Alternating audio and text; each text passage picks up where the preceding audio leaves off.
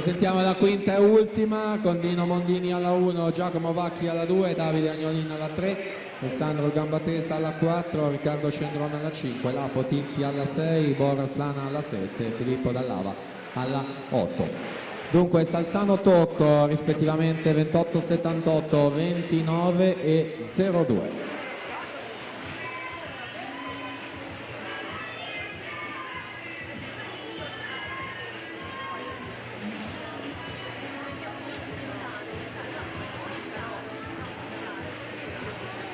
Allunga in questa seconda parte di gara l'atleta alla 4 Valerio Salzano, quindi a lui la vittoria della batteria con 58 e 79 su Tocco 60 e 35 in seconda posizione. Ultima batteria.